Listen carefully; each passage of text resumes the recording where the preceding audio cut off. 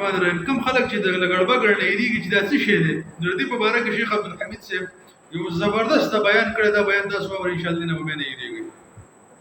لګړبګړ د یو زناور دی دا راوتلی دی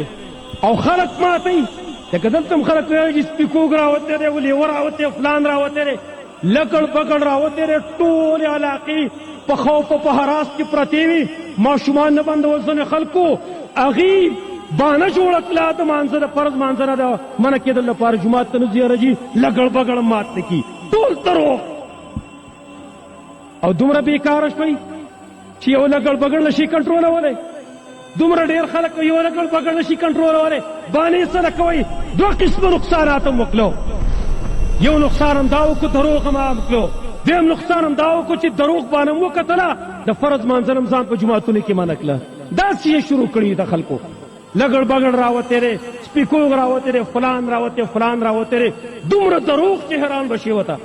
که ته وایې عالم دی او که جاهل دی دیندار دی او که بېدینه دی ټول په دې مرض کې مبتلا دي چې هر سړی بې تحقیق خبره کوي او دومره دروغ شایع کوي چې د دنیا هغه سر او دې سر ته د منټونو په حساب باندې رسېږي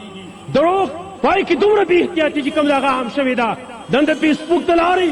نن د واټساپ د لارې نن د یوټیوب او د انسټاګرام د لارې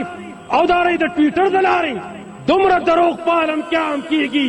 او واري وایي یاره چې ما خو نه دي ویلې فلاني ویلي دي ته د دې نه خبر نه رسول الله صلی الله علیه وسلم څه فرمایلي وو کفا بالمرء کذبا